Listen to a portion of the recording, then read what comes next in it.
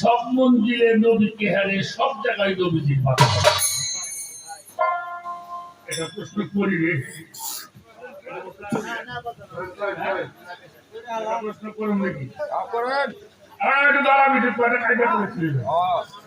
এই প্রশ্নটা করছি আরো দুই এক জায়গায় তারা ভালো বলছে আপনাদের যদি ব্যতিক্রম হইব।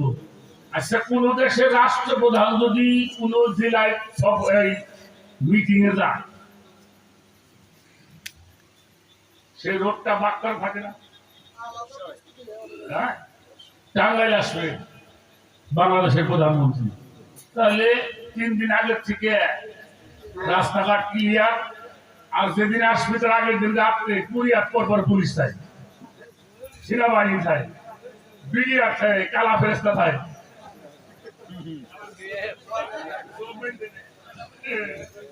আমি ওদের কালা ফেরেস্তা জায়গায় জায়গায় খায় না। আচ্ছা জীবনে কোনদিন শুনছেন প্রধানমন্ত্রী গাড়ির সামনে দাম বাড়ছে? শুনছেন উনি কোনদিন রোড পাল্টাইছে? আমার কথাটা বলছেন? তাহলে প্রধানমন্ত্রী, এটা দেশের প্রধানমন্ত্রী, হ্যাঁ যদি কোনো আলাদায় রাস্তা বদলায় না, যিনি 18,000 লাখ লোকের প্রধানমন্ত্রী কে? মুহাম্মাদুর সকলে বলেন সাল্লাল্লাহু আলাইহি ওয়াসাল্লাম।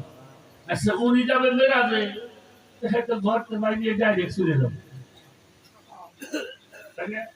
উনি ঘরতে বাইরে গেছে কোথায়? যেটা নিয়ে বর্তমান যুদ্ধ হইতেছে,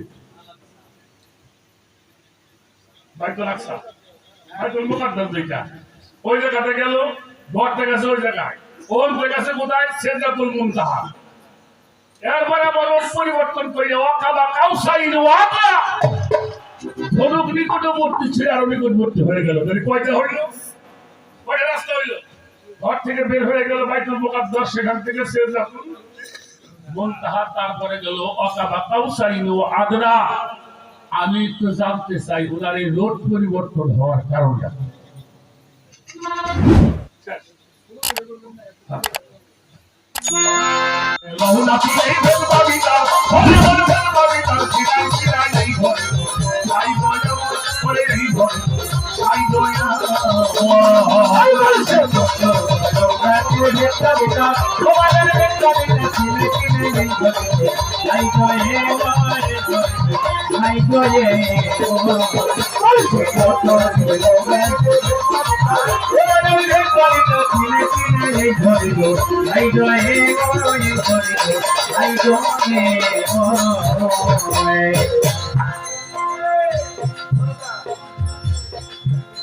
আমার বিরাজ করে আরো পরে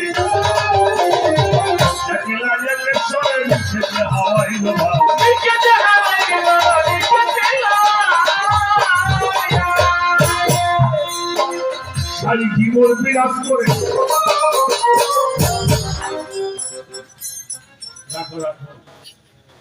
আপনি কইছেন পুষ্যা মানুষ দিয়ে বদল হয় না, কারণ কোমল আর ছাড়া কাম হইব না। নারী হইল কোমলের প্রতি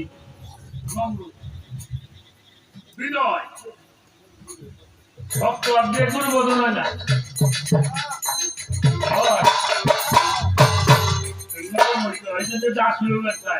লালন সাহেব কইছে আমি ওই চরণে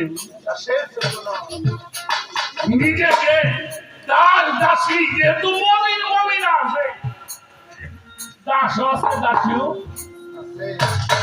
আছে, অতএব নিজেকে রিক্ত করে শূন্য করে গুরুর কাছে আশ্রয় গ্রহণ।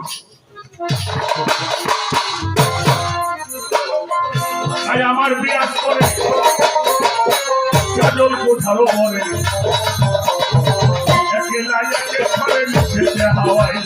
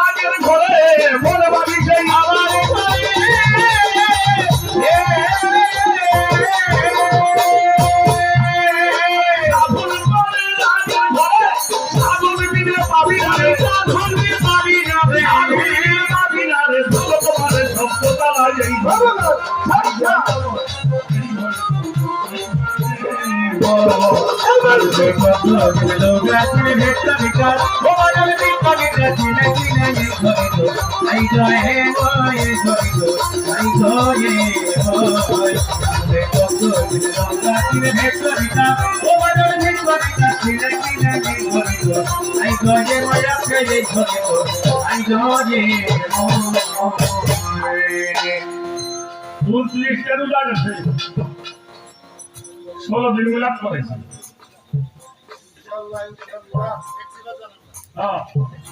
আচ্ছা বন্দি বাবা একজন যদি ডাক মারে আমি কি করবো? ওরা আমাদের বলছে একজন ডাক্তার আপনি করেন, আমি তোলে আমি তোলে করি না, আজকে করেন।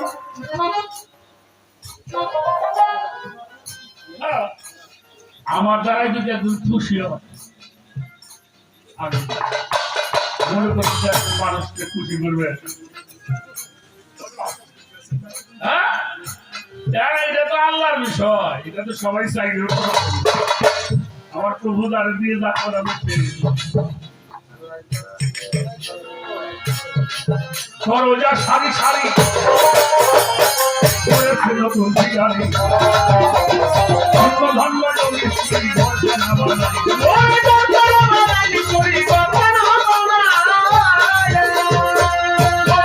সারি সারি করেছে নতুন গাড়ি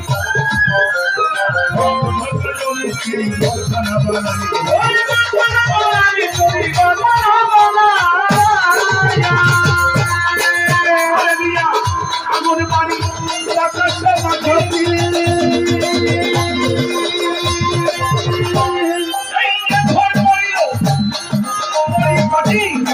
আগুন পানি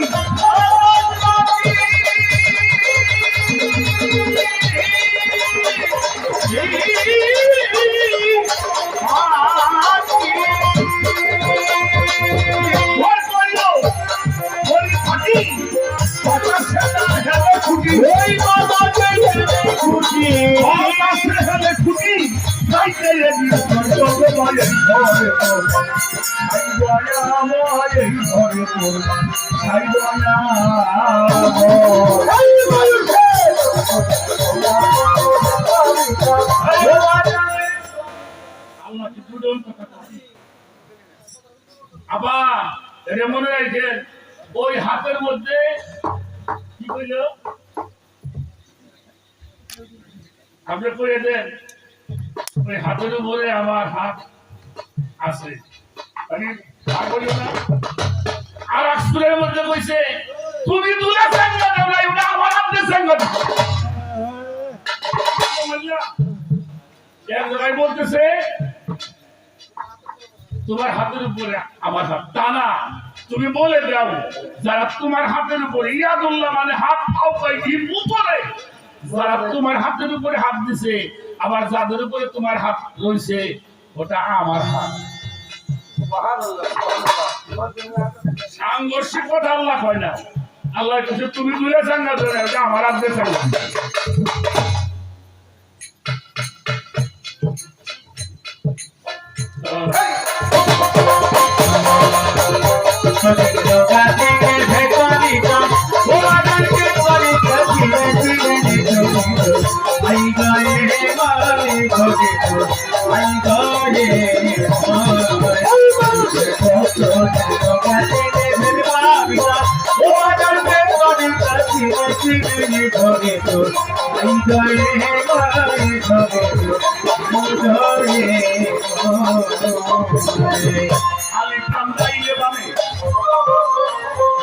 শক্তি হয় না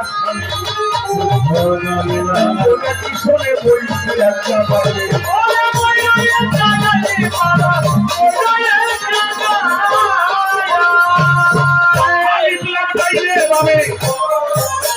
নিজের শক্তি হয় না কিশোরে বলছে একটা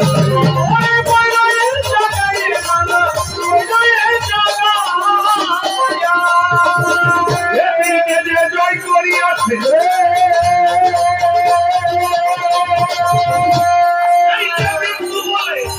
ভয় কি আছে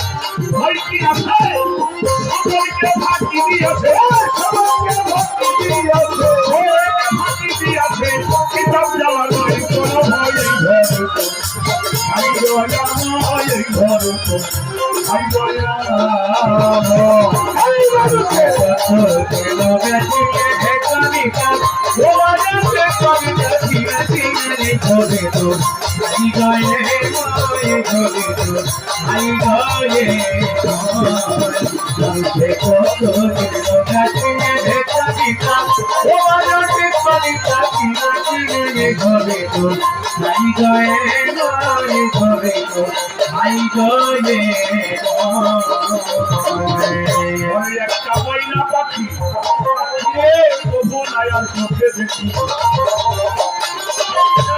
সদা লুকি ধরা নাহি যায় সহজে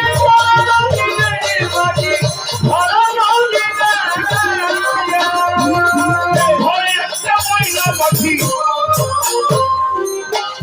বোনায়ার চোখে দেখি ঘরে সদাই লুকি ঝুঁকি ধরা নাহি যায় সহজে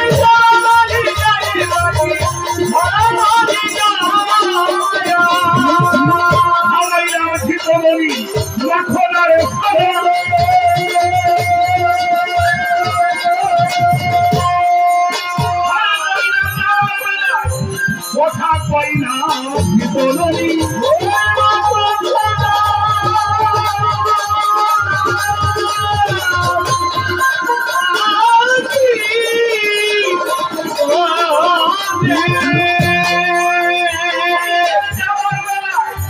কথা কই না ফকির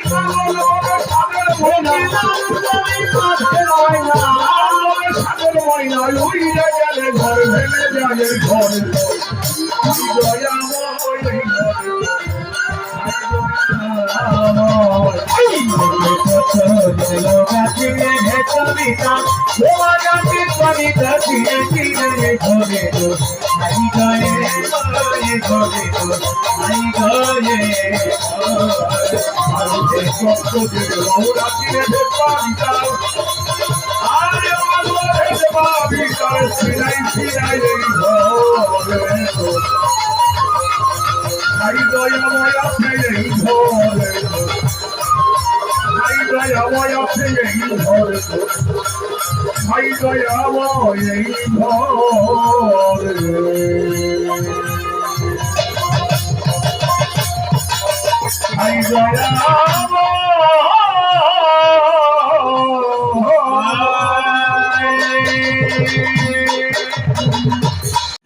তখন আল্লাহর কাছে আমার আদম কিন্তু একটু ইবাদত বন্দেগী আল্লাহর তপ জপ নাম করবে এরকম একটা ব্যবস্থার জন্য আল্লাহর কাছে আবেদন।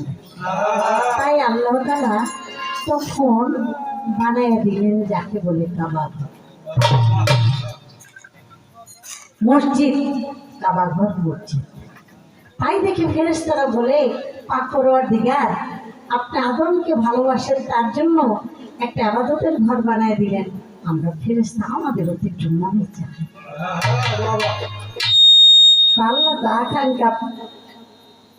আল্লাহ তাআলা তখন তাদেরকে চতুর্থ আসমানে একটি মসজিদ বানায় দিলেন, তার নাম হলো বাইতুল মামুর, ফেরেশতাদের জন্য, যেটা পবিত্র কোরআনের মধ্যে আল্লাহ তাআলা প্রমাণ করেছে। কিন্তু ভাই যে বললেন যে আগে হয়েছে খানকা পরে হয়েছে মসজিদ, আমি সেজন্য কথাটা একটু তুলে ধরার চেষ্টা করবেন রে। আপনি খালি কইয়া যাবেন আর আমি খালি কইয়া শুরু একটু গোড়ায় যাইতে হবে না, যেহেতু এগুলি ইউটিউবে যাইতেছে, এটা তো অনেকে শুনবে, শুনে যদি সেখানে তাদের মধ্যে একটা বিভ্রান্তি মনোভাব চলে আসে তাহলে কেমন লাগবে। এমনি তো আমি মূর্খ মূর্খ বইলা গালাগালি দিয়ে একদম শেষ করে ফেলবো, সেজন্য আমি আপনাকে কথাটা বলে রাখলাম। পরবর্তী আসরে যাই বলেন খানকা ঠিক আছে, কিন্তু তারপরে মসজিদ আগে নির্মাণ হয় নাই, এই কথাটা আপনি সরাসরি কইেন না, মুরব্বী হিসাবে আমি না করলাম। হ্যাঁ এই বাবা মা কইতাছেন বাবা কইতাছেন আমগো পোলাপান হইয়া আমগো নিচে বসাই আপনি যে গদিতে বইছেন, আমি তো ভয় পাইতাছি আপনার লেখা। তারা হইলে একটু ঝামেলা, পোলাপানের তো কোনো সমস্যা নেই, সমস্যা হইল বাপ মার। 15 বছর ধ্যান সাধনা করলেন, সেখানে তো কোনো সূরা কেরাত ছিল না, কারণ কোরআনের আগে তো কোনো সূরা কেরাত ছিল না। আচ্ছা, তাই যদি হয়, বাপ আদম জান্নাত থেকে এসে গুনাহ থেকে মুক্ত হয়ে 2 রাকাত শুকরিয়া নামাজ পড়লো কি কইয়া? আরে আসে না কথা? আসে আসে। আদমের উপরে সহিবা নাজিল হয়েছে, তো সহিবা যে নাজিল হইল আদমের উপরে, সেখানে কি কিছু লেখা লোকা ছিল না? সূরা কেরাত ছিল না নাকি? বুঝাই মুসার উপরে কি তাওরাত কিতাব আসে নাই? দাউদ নবীর উপরে কি জবুর আসে নাই? ঈসা নবীর উপরে কি ইনজিল আসে নাই? এটা তো আসমানি কিতাব, আল্লাহর তরফ থেকে। আপনি যদি বলেন যে তখন সূরা কেরাত ছিল না, তারাও তো নামাজ পড়া পারে। আগে তো নামাজ ছিল সকাল সন্ধ্যা, তাহলে যদি সূরা কেরাতে কোরআনের আগে না থাকতো, তাহলে তারা ইবাদত বন্দেগী এবং তারাও তো মুসলমান। যেমন হযরত ইব্রাহিম খলিল, তাকে বলা হয়েছে মুসলমানের জাতি। আরে মুসলমানের প্রমাণটা কি? মুসলমানের তো একটা ইউনিফর্ম, একটা কর্মের মধ্যে একটা প্রমাণ আছে। তাহলে কি প্রমাণ?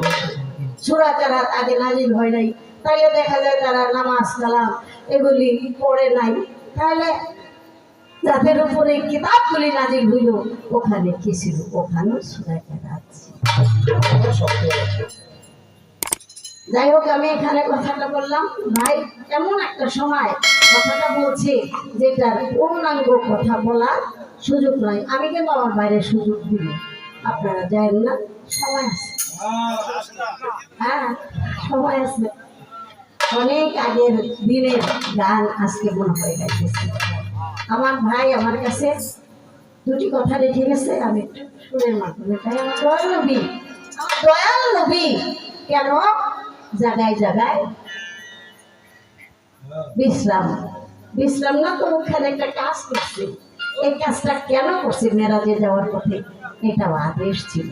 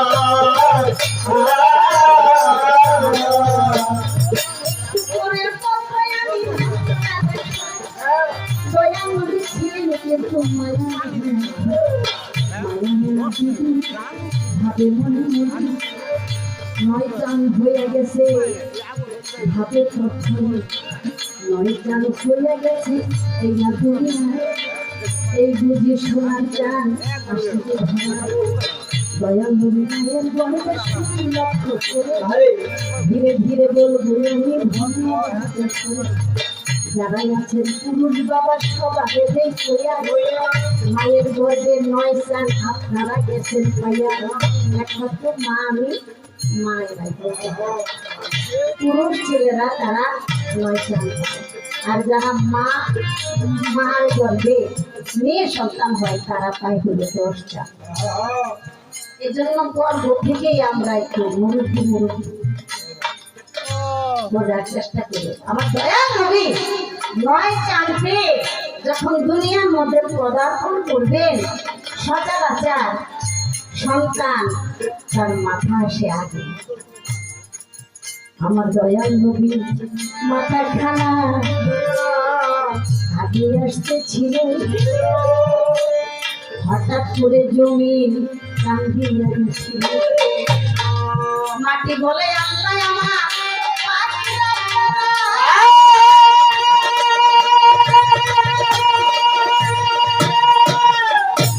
আমার বুকে পাইতে চাই তোমার নবীর চরণ তুই খানা।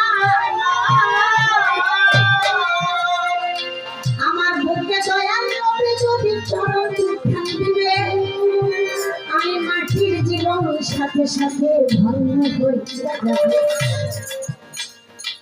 সাথে সাথে দয়াল নবী আড়াইটা পাক দিয়া পাও দুইটা মাটির বুকে দিল জন্মাইয়া। পাও দুইটা মাটির বুকে যখন নামায় মাটির চুম্বন করলো আমার দয়াল নবীর পায়ে। আমি মাটি গেল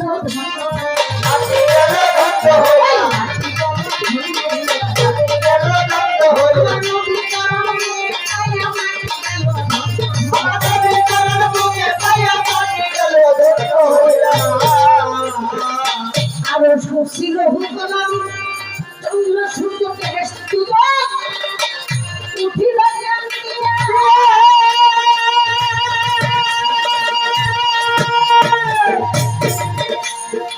মাটি আজি ধন্য হইল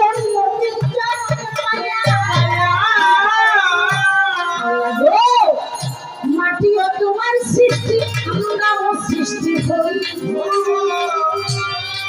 আমরা কেন দয়াল নবীর চরণ ছাড়াবে মাটির বুকে দয়াল নবীর চরণ হইয়া গেল।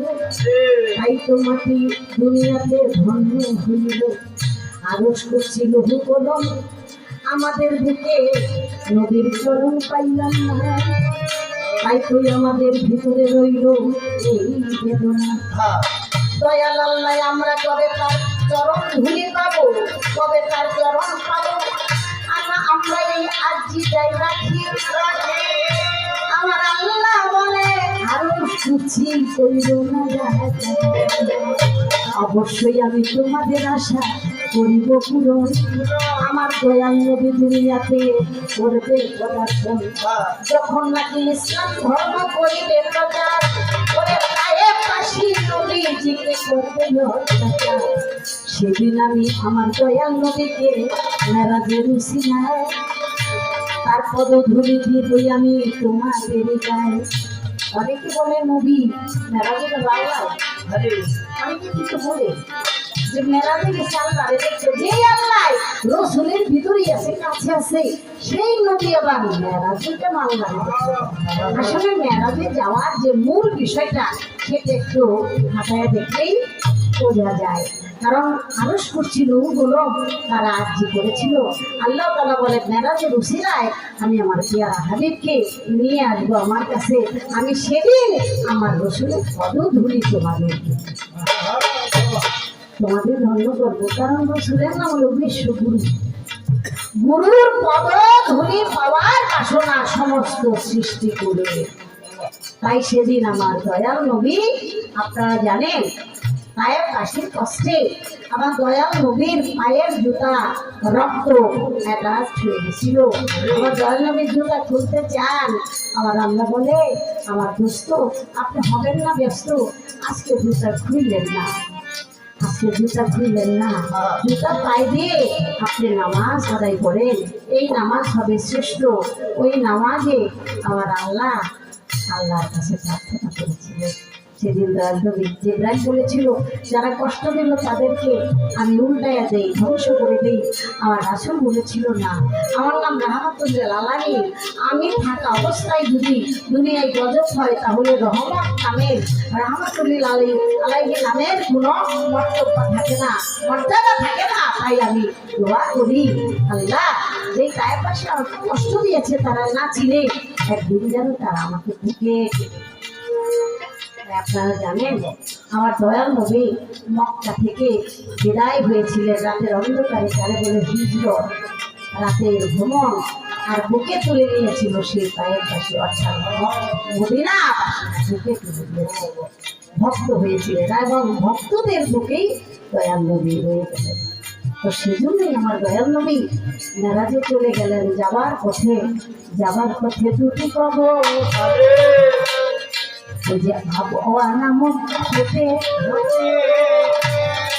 শহরের অন্তর্ভুক্ত ওই সবার সাথে আবার দয়াল নবী জিব্রাইল বলে, ওগো নবীজি আপনি নামেন একটুখানি,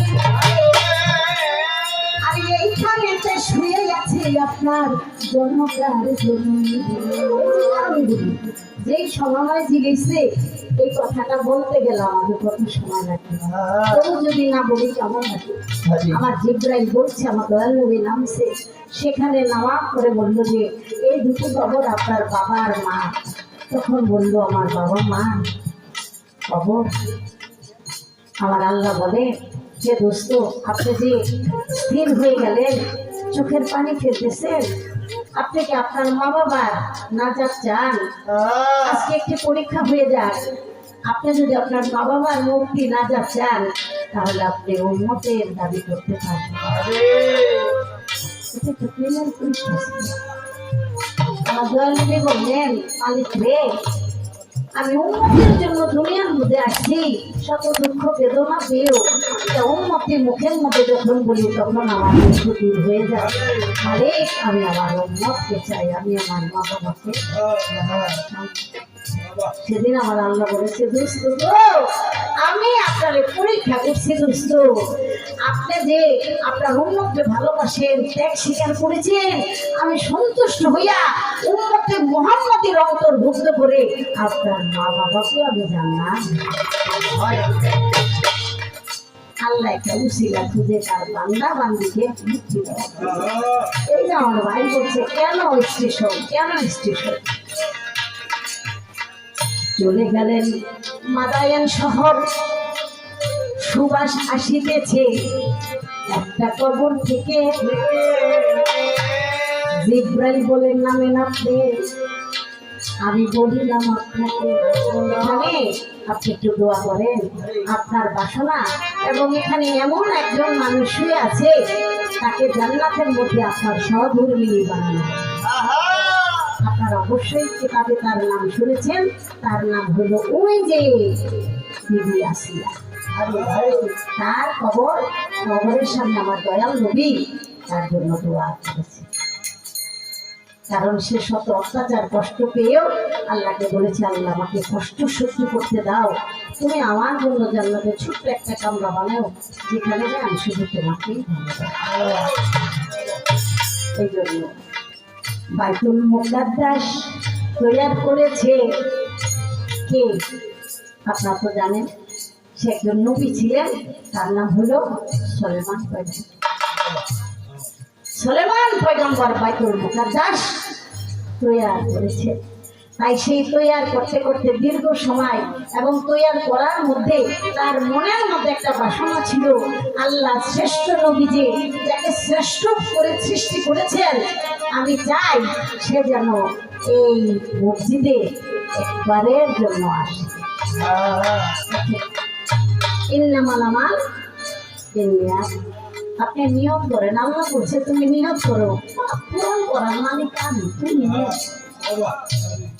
তাই সে মৃত্যুর 9 বছর পর্যন্ত দাঁড়াইয়া ছিল লাঠি ভর করে। এটা কিন্তু পবিত্র কোরআন সূরা কাসাসের মধ্যে সম্ভবত এই বর্ণনাটা আছে। লাঠি ভর করে দাঁড়াইছিল, কারণ সেই মসজিদটা নির্মাণ করেছে জিনরা, বাতাস থেকে কর্ণিত জিন, পরি, যত দৈত্য দানব সব কিছু সুলাইমান নবীকে ভয় পায়। তাই জিনেরা নির্মাণ করে যখন মসজিদ বানানো শেষ হয়ে গেছে, তখন হঠাৎ করে দেখে যে লাঠিটা ঘুমে ধরছে, কাটিয়ে পড়ে গেল। তখন তারা দেখলো যে এই সুলাইমান পয়গম্বর 9 বছর আগে মারা গেছে। লাঠি ভর করে তারা মনে করছে নবী দাঁড়ায় রয়েছে, তাহলে আমাদের কাজটা খুব ভালোভাবে এবং দ্রুত। মেরাজের রজনীতে আমার জিব্রাইল বলে বাইতুল মুকাদ্দাসে ঢুকে যান, এখানে নামাজ পড়তে হবে, শোনেন দুজাহান 1,24,000 পয়গম্বর যত অলিয়া উলিয়া গাউস কুতুব আছে এই ধরায় তারা রুহানি ভাবে জামাত করবে বলতেছি সেদিন আমার দয়াল নবী একটি নাম পেয়েছিলেন, সেই নাম হলো ইয়াসিন।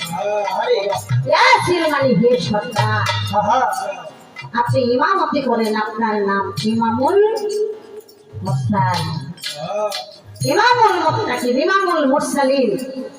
তাই দয়াল নবী সেদিন ইমামতি করেছিলেন, সেখানে 3 রাকাত নামাজ আদায় হয়েছিল, যার নাম বলে বিতিরের নামাজ।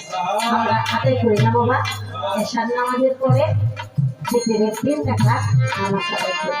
এই বিতিরের নামাজটা আমার দয়াল নবী করেছে। বিতিরের নামাজটা 2 রাকাত করে সাজদায় যাবেন, এমন সময় আমার আল্লাহ বলে, দোস্ত আপনি এখনো সাজদায় যাবেন না, কারণ আমার কিছু ফেরেশতারা তারাও আপনার মুক্তাদি হবে। আবার ওলা দিয়া আরেক রাকাত নামাজ, এই 3 রাকাত একসাথে আদায় করতে, দোয়া খুব সাথে। তো আপনারা লক্ষ্য করতেছেন যেভাবে আমার দয়াল নবী কেন স্তর স্তর মেরা যেতে গেলেন, এটাই ছিল দলিলি জবাব, এবং এটাই হলো নিয়ন্ত্রণ। আশা করি এই তো কথা